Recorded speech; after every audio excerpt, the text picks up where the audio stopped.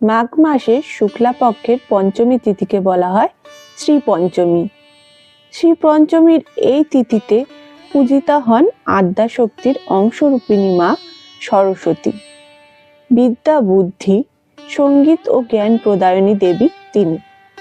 পূজার দিন মায়ের হাতে সন্দেশ অর্পণ করা, বই খাতা মায়ের চরণে স্পর্শ করানো, অঞ্জলি প্রদান, এসব ঘটনা সরস্বতী পূজার চিরায়ত দৃশ্য। কিন্তু যে বিষয়টি সবচেয়ে বেশি আলোচিত তা হলো কুল বা বড়ই খাওয়া। সরস্বতী পূজার আগে কুল খাওয়া হয় না। অনেকেই এটিকে কুসংস্কার বা ভিত্তিহীন আচার বলে উড়িয়ে দিলেও এর পিছনে রয়েছে একটি চমকপ্রদ কাহিনী। সেই কাহিনীটি জানতে এই ভিডিওটি শেষ পর্যন্ত দেখুন। জয় জয় দেবী চরাচর সারে, কুচযুগ শোভিত মুক্তাহারে, বীণা রঞ্জিত পুস্তক হস্তে, ভগবতী ভারতী দেবী নমস্তুতে।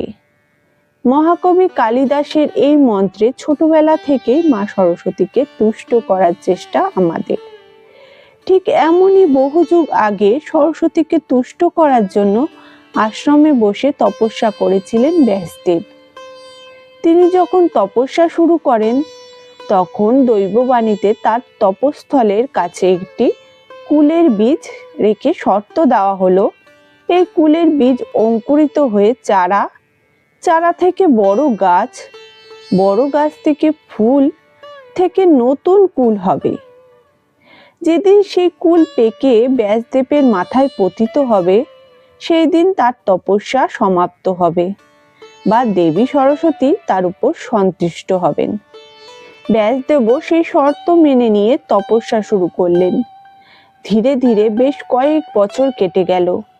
কুলের বীজ অঙ্কুরিত হয়ে চারা, চারা থেকে বড় গাছ এবং বড় গাছের ফুল থেকে কুল হয়। একদিন হঠাৎ কোনো একটা কিছু মাথায় পতনের ফলে ব্যাসদেবের তপস্যা ভেঙে গেল। আশ্চর্য হলেন ব্যাসদেব, বুঝলেন মা তার তুষ্ট হয়েছেন। দিনটি ছিল শ্রী পঞ্চমীর দিন। এই দিনেই মাতা সরস্বতী ব্যাসদেবকে কৃপা করেছিলেন। সেদিন বেদব্যাস মা সরস্বতীকে কুল ফল নিবেদন করে অর্চনা করে তিনি ব্রহ্মসূত্র রচনা শুরু করেন।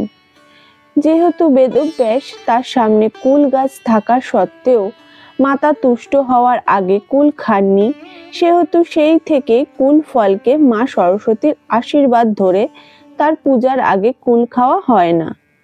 কুল বা বড়ই এর আরেক